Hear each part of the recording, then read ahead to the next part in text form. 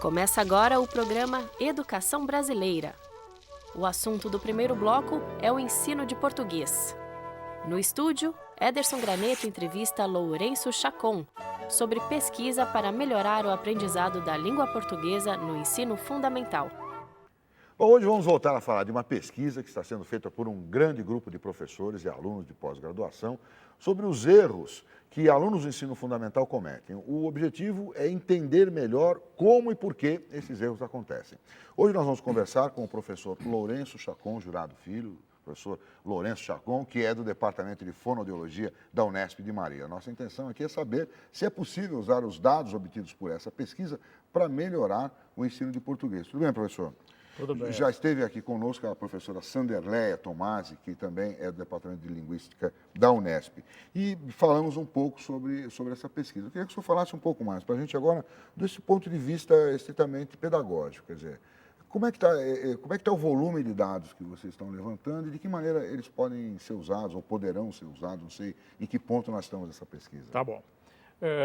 Bom, talvez seja interessante a gente historicizar um pouquinho, Tá bom. Né, o início dessa pesquisa. Essa pesquisa, na verdade, o trabalho inteiro do grupo, né, começou com uma preocupação, na época, com os erros de segmentação de palavras que crianças tinham quando elas começam a ser alfabetizadas. Tá. Então, era um objeto bem restrito mesmo, na questão da segmentação das palavras, que a gente já estava percebendo que é um elemento de muita dificuldade para a criança em início de alfabetização. Bom, Dá só um exemplo de segmentação para as pessoas entenderem muito melhor. bem. Então, a gente pode pensar uma segmentação de palavras com base em como a gente escreve. A gente delimita na escrita palavras com espaços em branco, coisas que a gente não faz na fala. Então, por exemplo, a gente não fala hoje eu vou viajar, mas a criança tem que escrever dessa maneira. Ela tem que saber escrever, tá?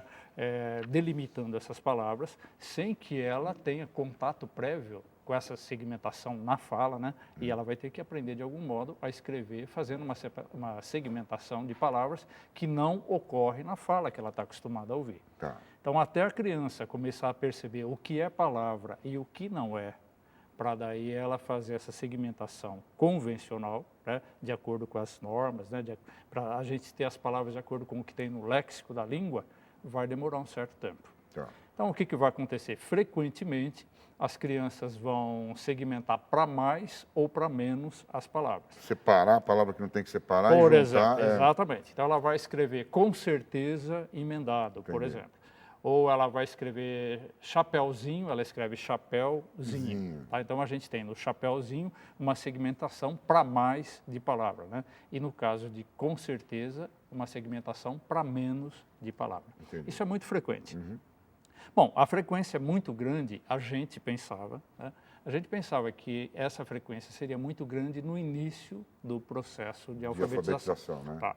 Bom, como a gente tinha poucos dados, então, embora a gente tivesse observado que isso era muito frequente, a gente começou a ter a preocupação com o seguinte: esses dados são representativos do que acontece com as crianças ou são dados representativos do que acontece com essas crianças especificamente que a gente está analisadas? Daí que veio a ideia da gente construir um banco de dados, um primeiro banco de dados.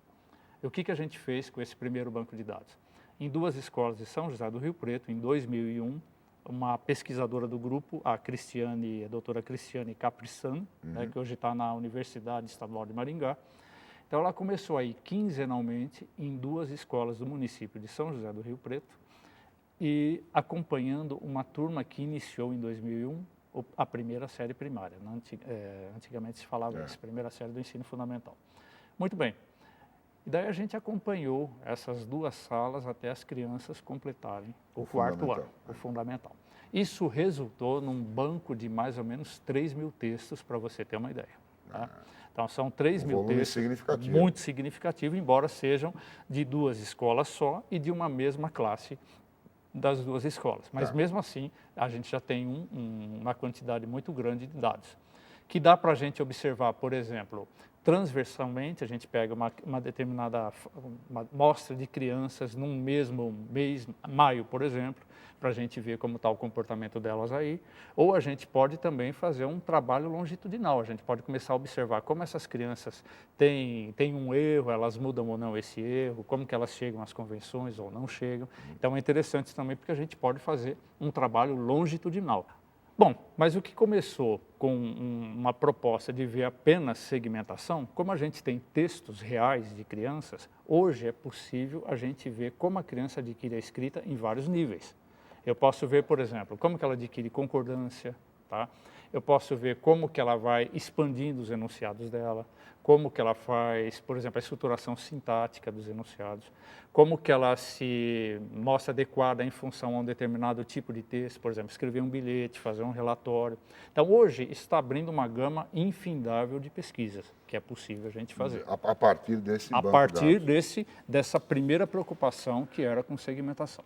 E nessa questão, vocês têm alguma pista já de por que elas erram? Quer dizer, por que elas não aceitam a orientação do professor? Porque é isso, né, que se dá, não é? Então vamos pensar nas pequenininhas. Tá. As pequenininhas eu acho mais fácil te dar uma resposta. Ninguém fala assim com uma criança. Tá Então, certo. para mim, a resposta é óbvia. Então, a gente não pode esperar da criança, principalmente de primeiro ano, segundo ano e até mesmo terceiro, o que ninguém fornece para ela. Tá. Então, a primeira preocupação que a gente tem visto, isso já é trabalho que a gente faz com professores, é já levantar conhecimentos, pelo menos intuitivos, das crianças do que é uma palavra. Se a criança não sabe que ela tem que segmentar a palavra, ela não vai segmentar a palavra. Então, primeiro de tudo, vamos ver se o que ela acha que é uma palavra, por exemplo, para daí a gente dizer para ela que uma palavra tem que, na escrita, ser delimitada por espaços em branco. Para ela ter um critério de o que delimitar, onde delimitar. Então, esse é um trabalho que a gente já está começando a fazer, inclusive com professores da educação, da educação infantil. Sim. Não só do ensino fundamental, até mesmo para as crianças, antes de ingressarem no ensino fundamental, no que antigamente eram as EMEIs, né, o pré-3, pré-2, etc., Prézinho. a gente já está começando a fazer esse trabalho, com resultados bem eficientes. É mesmo? Tá? Sem dúvida alguma. Então, a primeira questão é essa. O que é palavra para uma criança? Essa questão suscitou para a gente uma outra muito fundamental. O que é palavra para um professor? E eu fiz esse levantamento em 3 escolas. E a resposta que eu tive, de 22, de 23, foi a mesma. Ou seja, palavra é uma sequência de letras. Então, a gente já vê que também tem um equívoco de concepção do próprio professor alfabetizador. Se ele tem uma concepção equivocada do que seja a palavra, se ele não levanta conhecimento prévio da criança sobre o que é a palavra, como que a criança vai ter um referencial para ela delimitar uma Como ele palavra? vai dar esse referencial? Como ele vai dar e como ela vai ter, de algum modo.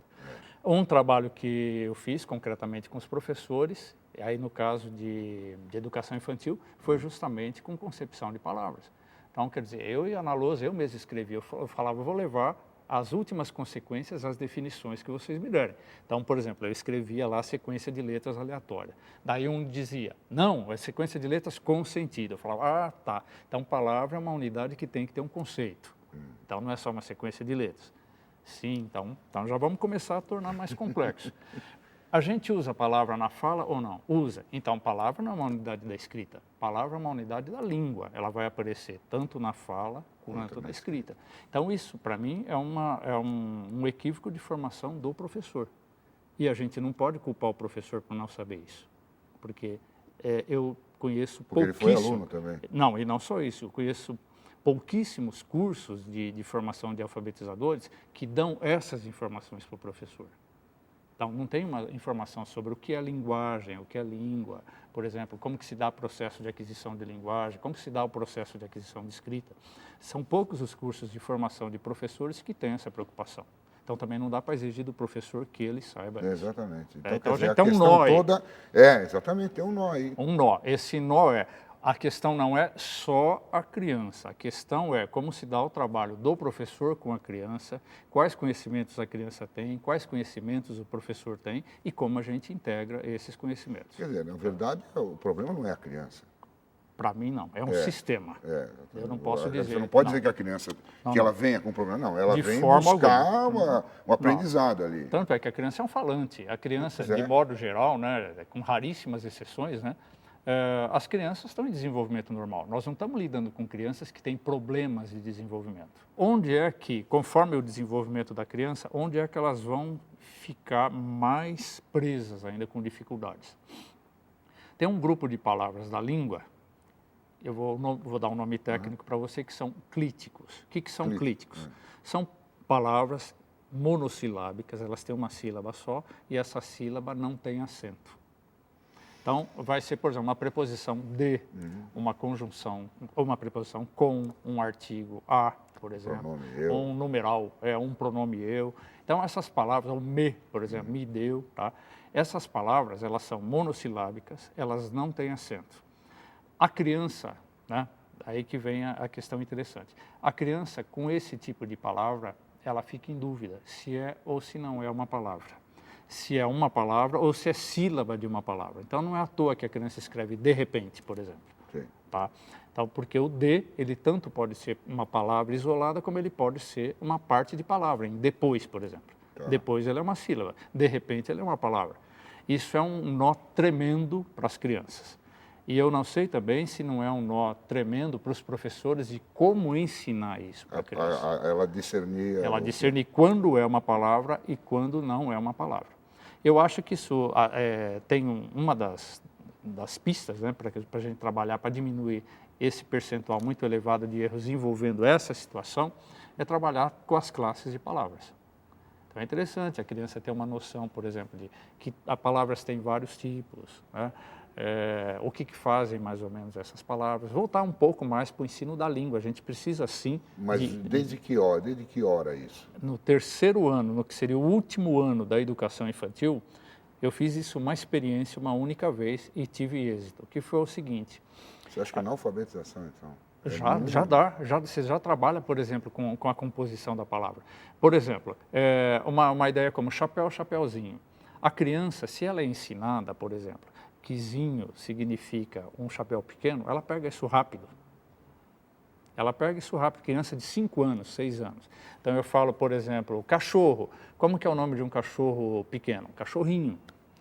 Chapéu, qual é o nome de um chapéu pequeno? Chapéuzinho, por exemplo. Então o que vai acontecendo? Ela já começa a perceber que a palavra tem uma estrutura. Isso já ajuda para a própria criança. Sem entrar ainda sem entrar, se eu falar que isso daí é um prefixo, sufixo, sem entrar na escrita. Sem entrar diretamente na escrita. Entendi. Mas há um trabalho que você pode fazer prévio, sim, com a estrutura das palavras. Se a criança perceber que palavra tem limite e que tem uma estrutura interna, a gente já está dando um grande passo para ela. Bom, professor, só para a gente encerrar aqui nossa conversa, isso daria para a gente conversar um mês inteiro aqui. Tá legal. Só para encerrar nossa conversa, o que você acha que deve ser feito? Que deve retrabalhar as escolas de formação de professores, os cursos de formação? Onde é que pega aí o problema? Do meu ponto de vista, tem que trabalhar a formação do professor, sim. Então, o professor alfabetizador, ele trabalha com a língua. Não tem como ele escapar disso. O professor alfabetizador trabalha com a fonologia da língua, ou seja, com a correspondência entre os sons e as letras, os grafemas. Ele trabalha com a estrutura da palavra, ele trabalha com a organização da frase, ele trabalha com a produção textual. Então, só que ele trabalha com isso em grande medida, em muitos cursos, sem ter uma formação, um preparo ou mesmo um acompanhamento para que ele tenha ferramentas para trabalhar com isso. Ou se atualize com o desenvolvimento que está tendo as pesquisas, que nem essa que você está fazendo. Porque tem que ter formação continuada. Essa pesquisa, por exemplo, ela tem que se voltar para a escola, como, aliás, a gente já está começando a fazer. Então, quando você termina, como é que... Eu não pretendo terminar nunca. Que bom. Não pretendo, porque para mim é um desafio. Eu quero trabalhar com alfabetização cada vez mais. Eu só estou vendo como que a gente pode ampliar, porque a gente precisa de mais gente trabalhando nesse grupo, por exemplo, né? A Sanderlé, que você mencionou, por exemplo, ela não está trabalhando com segmentação de palavras como eu estou trabalhando. Exato, mas ela já está percebendo, por exemplo, as crianças têm dificuldade de marcar como elas fazem as relações. Elas fazem as relações entre as partes das frases. Então, por exemplo, a criança tem tendência de usar só a conjunção e para qualquer sentido. Então, tem que ser feito um trabalho disso, por exemplo. Não né? tem vírgula, ela falou aqui para a gente. Não tem vírgula, tem uma porção de coisas aí que a gente tem que trabalhar. Mas eu acho que essa formação tem que ser dada, primeiro de tudo, para o professor que vai trabalhar com as crianças. Se ele não tiver essa formação, eu acho muito difícil que ele, espontaneamente, só pela intuição que ele tem da língua, ele vai ter ferramenta técnica para trabalhar com isso com as crianças. E resolver essas questões que estão aparecendo aí nas avaliações de toda a ordem, né? Eu acho que as avaliações são um indicativo das falhas da gente. E a gente tem que prestar atenção quais são os pontos frágeis dessas avaliações para a gente enfrentar esses problemas. Exatamente. Né? Primeiro de tudo, para mim, sempre com os professores, com a formação de professores. E um trabalho constante e paralelo de formação e aprimoramento de quem vai trabalhar com educação, com os professores. Professor, muito obrigado pela sua presença aqui, obrigado pelas suas informações. Espero que elas tenham sido úteis aí. Tá, não, eu que agradeço a oportunidade. Tá? Boa sorte. Obrigado. A gente faz um intervalo agora, já voltamos já. Começa o segundo bloco do programa Educação Brasileira. O assunto é sonhos dos jovens brasileiros. No estúdio, Ederson Graneto entrevista o sociólogo Gabriel Milanês sobre pesquisa que levantou os sonhos dos jovens brasileiros de 18 a 24 anos. Qual é o sonho? Como é que está montado o sonho do brasileiro? Certo. Bom, a gente fez essa pergunta na fase quantitativa exatamente para entender o que esse jovem está sonhando para ele, então quais são os sonhos individuais desses jovens e quais são os sonhos para o Brasil. Quanto aos sonhos individuais, a gente viu que 55% dos jovens brasileiros de 18 a 24 anos nos trouxeram algum sonho conectado com formação profissional e emprego. Depois, 15% algum sonho relacionado à casa própria, 9% algo relacionado a dinheiro, ficar rico, ter estabilidade, 6% algo relativo à família. Então a gente vê que esse jovem, ele está pensando muito sobre o que ele vai estudar e qual é o trabalho que ele vai exercer. Um pouco natural, porque ele está exatamente na fase de vida, exatamente. Então, por isso que a gente tentou entender o que está por trás disso, qual é o tipo de trabalho com o qual esse jovem está sonhando. E é bastante interessante que a gente vê que esse jovem, retorno financeiro, carreira, estabilidade, é importante sim, mas não são as únicas preocupações desse jovem. A gente vê que tão importante quanto o retorno financeiro e a estabilidade é a realização pessoal. E a gente vê um grupo de jovens ainda mais conectado também com questões sociais. Então a gente vê que para esse jovem começa a desenhar uma noção de sucesso nova, que não é só trabalho para acumular dinheiro ou trabalho para acumular poder, mas a busca desse jovem é por um trabalho que ali esse retorno financeiro, realização pessoal e também já começa a haver uma parcela de jovens buscando relevância social pelo trabalho, tudo ao mesmo tempo. Isso é novo?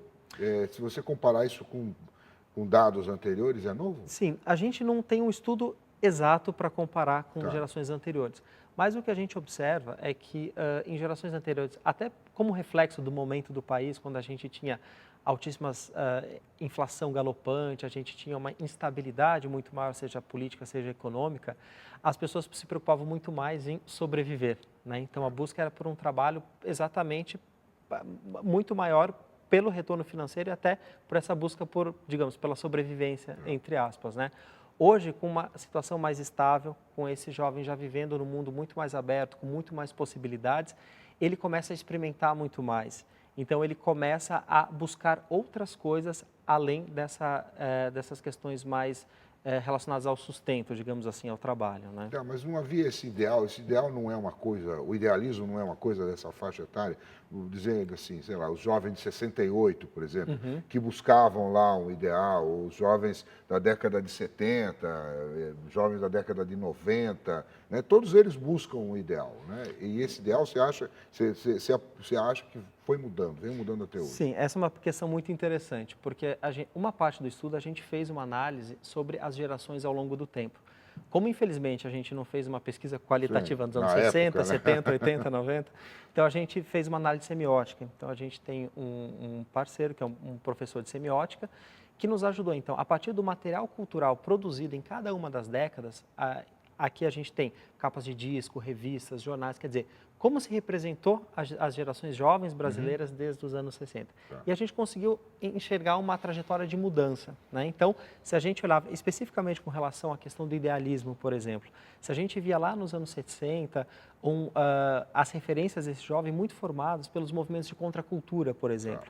Então, a partir da postura individual deles, eles enfrentavam todo um sistema de valores que existia. Isso, perfeito. Depois, nos anos 70, evidentemente, aqui a gente aproximou as décadas, mas depois da ditadura, então o jovem muito retratado a partir da ótica da militância, do movimento estudantil, enfim, exatamente de todo esse combate à ditadura, né? Então, muito pela política institucional, vários desses movimentos de esquerda moldando esse imaginário do jovem.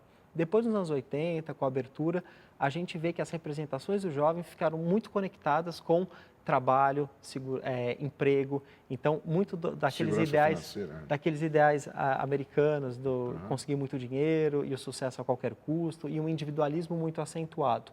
Hoje, a gente vê um jovem que ele é muito mais pragmático, quer dizer, ele não sonha ele não tem ideais distantes, longínquos, como já se teve no passado. Ele não sonha com grandes revoluções, né, com mudanças bruscas e radicais da sociedade. Ele conecta os objetivos e os sonhos deles muito em cima daquilo que eles podem concretizar. Então, eles vivem muito mais o presente, eles têm muito mais possibilidades no presente. Então, eles se colocam sonhos possíveis. Entendi. Então, a gente vê uma geração muito mais pragmática, né? Interessante essa coisa de mais da metade, o grande sonho é formação profissional e ter uma boa carreira, é isso? Um bom emprego? Isso, exatamente. Com relação especificamente à educação, você apurou alguma coisa para a gente passar aqui para o nosso público? Sim. Claro, a gente viu que, bom, em primeiro lugar, a gente vê que esse jovem, ele tem uma postura muito mais inclusiva. Ele não é dualista, digamos. Então, não é só o conhecimento acadêmico ou institucional, nem apenas o conhecimento popular, aquele conhecimento mais que vem pelas tradições. Ele é um jovem que busca uma integração muito maior. Então, para ele, é muito importante ainda, né, a formação acadêmica, por exemplo. A gente tem um dado que, dentro da nossa amostra, 79% dos jovens brasileiros não cursaram ou não estão no ensino superior. Dentro desses 79%, 77% têm a intenção de ir para o ensino superior. Isso em todas as classes sociais. Então, a gente vê que a atratividade do diploma é muito alta nesses jovens. Mas ele busca o estudo, ele quer o estudo. Ele busca, mas, ao mesmo tempo, ele sente falta de novos espaços de aprendizagem, por exemplo. Recorrentemente, a gente ouviu os jovens questionando algumas vezes até o papel da universidade como centralizadora de conhecimento, como a universidade está se abrindo para a sociedade, como ela está compartilhando esse conhecimento, como ela pode transformar esse conhecimento em transformação para a sociedade. Exatamente. Então, a gente vê um jovem que ele busca exatamente compartilhar mais todo tipo de conhecimento. É um jovem que se abre a novos locais de aprendizagem, é um jovem que valoriza o conhecimento informal. Novos locais de aprendizagem, o que você tem, dá para você detalhar isso? Sim, quando a gente fala especificamente, ele entende que o conhecimento não está só em universidades e escolas, por exemplo. Eles entendem que o conhecimento ele pode vir pelas tradições populares, por exemplo, por aquele conhecimento que ele traz da cultura dele. Essa abertura, a gente vê muitos jovens construindo conhecimento nos movimentos culturais, por exemplo, de onde eles participam. Então, eles enxergam que vários locais, todo local é um local potencial para se construir conhecimento, esse conhecimento que vem da vida deles. Então, não que eles neguem o conhecimento institucional, mas eles buscam exatamente uma maior integração. É uma geração que busca muito conhecimento na internet, como a gente sabe. Então, quer dizer, eles buscam muito mais fontes, muito mais locais para se construir esse conhecimento. Isso porque eles já nasceram nessa geração da comunicação? Vocês atribuem isso a alguma coisa? Houve uma busca por essa informação, não? Isso. A gente vê que o fato desse jovem já ter nascido, né, hiperconectado, digamos assim, né, ele já tem um pensamento muito menos hierárquico, por exemplo. Ele já pensa muito mais naturalmente em rede. Ele já enxerga muito mais atores responsáveis pela transformação da sociedade. Então, tem uma série de questões que vêm junto com essa noção desse mundo mais hiperconectado, desse mundo mais descentralizado, digamos assim. Isso impacta, inclusive, a relação dele com o conhecimento, com a educação. Vocês identificaram o que vocês chamaram aí de jovens ponte, é isso? Isso. São líderes, espécie de líderes dentro dos seus grupos, né? Isso. Define isso para a gente, explica melhor para a gente esse personagem que eles encontraram na pesquisa. Certo. Quando a gente começou a falar de Brasil, a gente foi buscar exatamente alguns jovens que nos traziam uma perspectiva, alguns jovens que já estavam pensando no Brasil, pensando no futuro, pensando em atuação social. E a gente viu que esses jovens que mais pensavam, né, que tinham mais coisas para nos contar, é exatamente aqueles jovens que já estavam atuando. São os jovens transformadores. Tá. E a gente começou a observar que os jovens transformadores, eles sempre existiram, mas em diferentes gerações eles atuam, se expressam de maneiras diferentes. Então, como a gente falou há pouco de gerações passadas, se nos anos 70 o modelo de transformação social atribuído aos jovens era basicamente o modelo da política institucional, o modelo da luta política contra a ditadura. Então, quer dizer, o jovem revolucionário era esse modelo de transformação. Hoje a gente vê que o jovem que está transformando o Brasil, ele pensa de uma forma um pouco diferente. Algumas diferenças desses jovens. Eles entendem que não apenas as causas políticas são causas relevantes para a mobilização social. Uma causa ambiental, cultural, educacional são igualmente importantes, né? E existe um sentido político em várias dessas ações que eles tomam no seu dia a dia. É um jovem que não busca o choque, ele busca muito mais o diálogo e as alianças. Então, é um jovem que está muito mais aberto a abrir canais de contato, a abrir diálogo com setores, com pessoas que pensam de forma diferente da dele. E a gente viu que esses jovens transformadores, eles não atuam em apenas um movimento, em uma causa. A particularidade deles é exatamente atuar em vários movimentos, em várias causas ao mesmo tempo. Então, eles transitam por esses ambientes diferentes, eles levam conhecimento de um lugar para outro e eles, então, transformam essas realidades exatamente promovendo esse intercâmbio de informações, de conhecimento e de atuações múltiplas e transversais, né? Quer dizer, é uma figura-chave dentro do grupo. Né? Exatamente, exatamente. Então, eles vão transformando os grupos dos quais eles fazem parte e eles entendem que as transformações mais amplas da sociedade, elas virão exatamente da união das pequenas ações que cada um toma dentro da sua realidade. Então, é o que a gente chamou de micro-revoluções. Tá certo. Bom, Gabriel, a gente podia ficar falando aqui horas sobre Sim. esse seu tema, mas eu vou mais uma vez pedir para colocar o site da pesquisa, que é onde as pessoas vão encontrar os detalhes dela, uma pesquisa bastante importante para quem trabalha com jovens. Então, vocês vejam lá o www.osonhobrasileiro.com.br, lá tem todos os dados, pode abrir, pode baixar, tá de graça ali, todas as interpretações da pesquisa. Gabriel, parabéns pelo trabalho aí, obrigado pela sua presença. Muito obrigado pela oportunidade. Fim do programa Educação Brasileira. Produção da Univesp TV, canal da Universidade Virtual do Estado de São Paulo.